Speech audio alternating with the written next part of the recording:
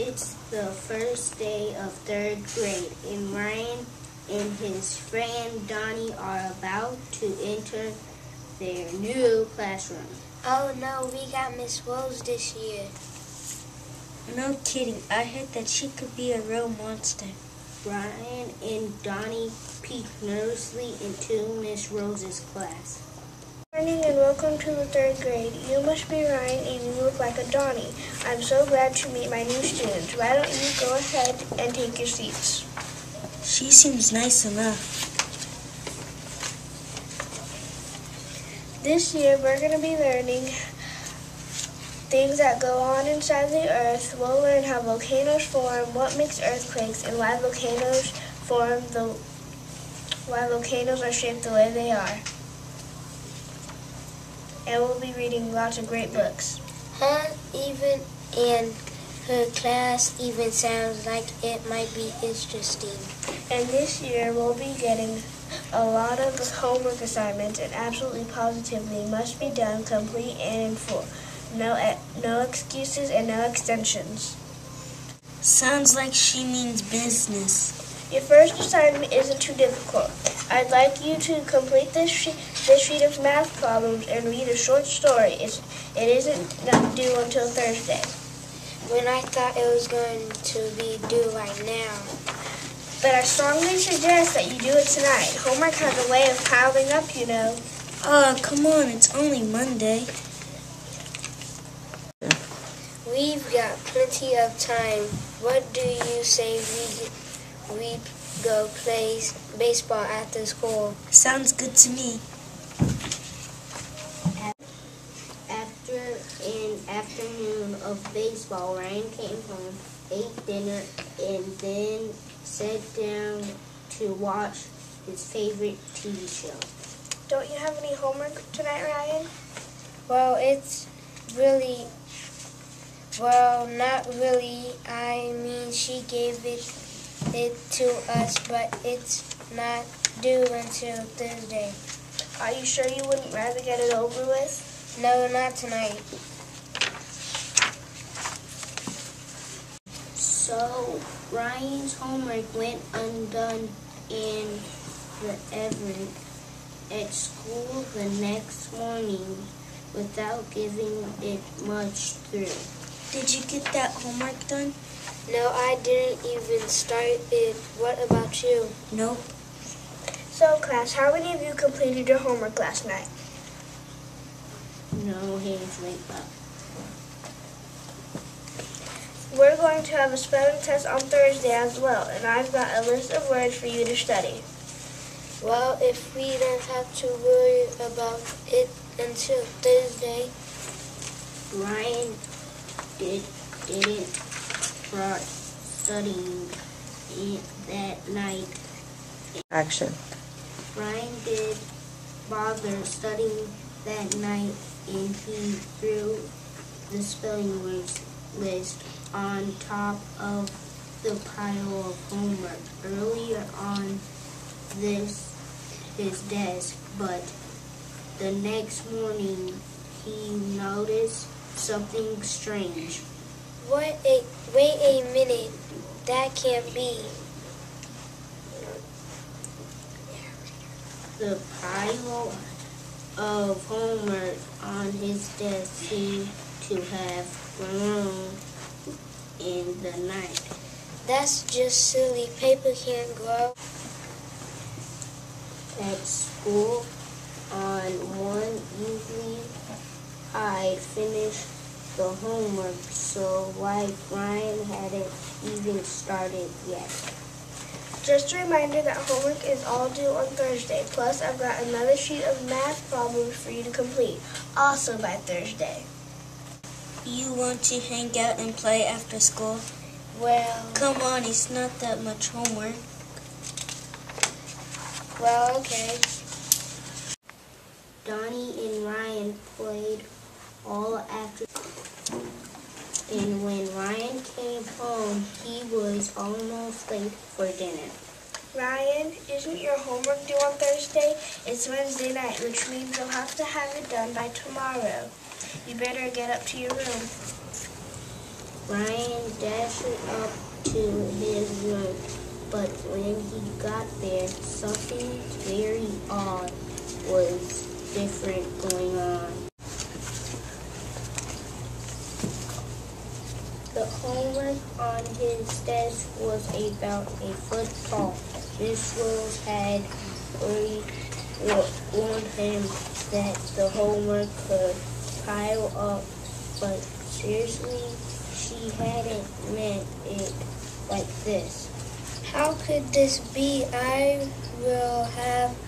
I'll have to stay up all night to get through this pile. Ryan really did try, but it was just too much. He finished one math sheet and then revealed he had to read a story, but then he remembered the spelling test, which one could he do first. The pile began to tower even higher until it was almost to the ceiling. What is Miss Rose going to do if I can't finish? But there's just so much. I can't even find the homework I started with. I give up.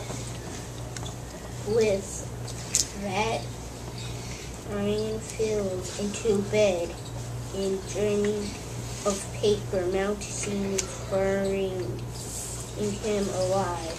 He didn't feel at all. He started the next morning. Oh, it is time for school already. Mom, my stomach hurts. Let me feel your forehead. Well, you don't have a fever. Oh, I see. There's a giant pile of unfinished homework on your desk. You're fine, mister. Go to school. When Ryan got to school, Miss Rose was waiting for them. Donnie, did you get your homework done last night? You won't believe what's happened. It grew? No way. Yours did too? Donnie, could I please have your homework? I'm sorry, Miss Rose. It's not finished yet. How about you, Ryan? Mine either, Miss Rose. Miss Rose stared at each student, and then she gladly had them all finish off. The students watched the beginning of transform. Her smile curled into a seam, and her eyes narrowed. Her hands went into all, and she swept across the room and slammed the door shut. I'm going to give every one of you another copy of all that homework you didn't complete. Nobody leaves this room until everyone is finished. Then she brought a whole cake and began to throw books and paper on their desk until they towered the ceiling. Now get to work. They worked as hard as they could. After a very long morning, the recess bell rang, and Donnie got up to go outside. Where do you think you're going? Well, the recess bell rang and... Sit back down. Yes, Mom. They missed morning recess, they missed lunch, and then they missed afternoon recess. At last, it was finally Eve. Bell rang, and they were desperate to go home. The students stared to get up. I'm not unlocking that door until everyone is finished. I wouldn't go back in there for $1,000,000. I guess we don't have a choice. Do you think she'll still be the monster? The students tumbled back into the classroom. Lunch to their super Miss Rose was her smiling, happy self. Now, class, I'm going to assign you a little bit of homework. It's not due until next week, but I doubt that you will let it pile up this time. Oh, no, we won't. We'll do it as soon as we get home.